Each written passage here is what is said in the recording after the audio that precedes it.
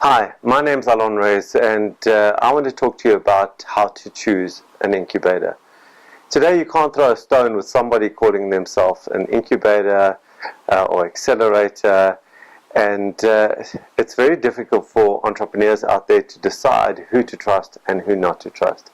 So I want to perhaps spend a few minutes with you just talking about some of the things to consider when choosing an incubator. So point number one is, like, how long have they been around? There are a lot of fly-by-night operators in the market who come, get some money and disappear and leave everyone behind. So just before you choose, try and do some research and investigation of how long these people have been around. Number two is to look at not just the size of the team, but also the quality of the team.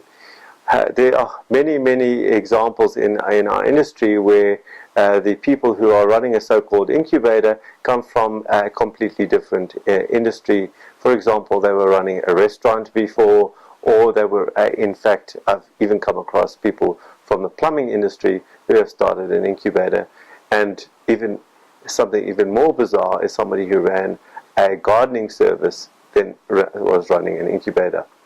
These are true stories that happen in our industry. So try and do some research into who the individuals who are running the incubator are, and where they've come from, and what justifies them in your mind to be running an incubator. Then look at the team.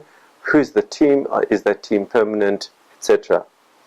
So that brings me to point number three, which is just going a little bit deeper than space. Very often so-called incubators are just co-working space with fancy colored walls. So there's green and red and yellow. There's always bean bags. There's always the proverbial foosball table, and that is deemed to be an incubator. An incubator is not just space, air conditioning and free Wi-Fi. It's far more than that. It's about a program that takes you from A to B, B being success.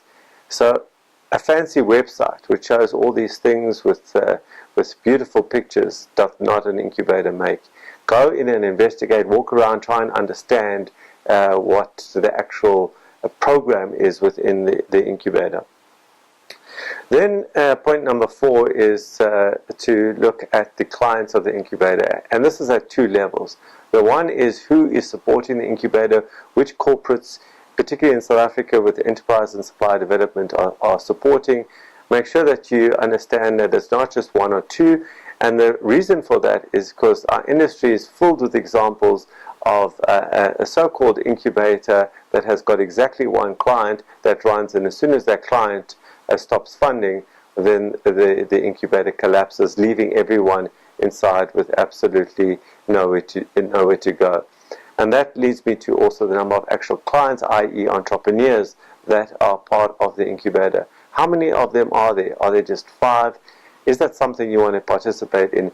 Because a big part of being part of an incubator is actually the camaraderie you get from other entrepreneurs who are going through similar experiences to you. So make sure that if you are entering an incubator, that the number of actual entrepreneurs in the incubator, and just let's be clear, not in the incubator, not have been in the incubator, go there and check how many people are there. You'll be surprised how few people you might find. Then point number 5 is access to markets. What is this incubator doing in terms of giving you access to market? Do they have somebody that engages with the buyers, the heads of procurement at corporates, and making matches between you and them, or is that all just up to you? Ask those questions. Perhaps you've got already market and you don't need that, but if you do, that's a good question to ask. Point number 6 is the quality of learning. I've been in this industry for over 19 years, and I never it never fails to surprise me how low quality learning there is in this industry, where literally things are plagiarized off the net, where certain slide decks have been taken off slideshow, and then somebody who's 21 without any experience is effectively delivering that learning. And what about the mentorship?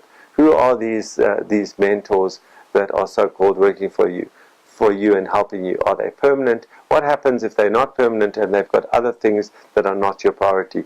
So for me, it's really also about the permanence of the people who are actually serving you within the incubator, i.e. the mentors. Are they there full-time or not? And the final thing I think that's important is, would you be proud to be associated with this incubator? Does that incubator have a brand that you can feel proud to be part of, or have they got a brand that nobody knows, or in fact perhaps they've got a bad brand? So your brand association is very important as an entrepreneur, and if your brand and a bad brand are linked, that could be something that might be too onerous for you to overcome as a startup entrepreneur. So do think about those 7 points.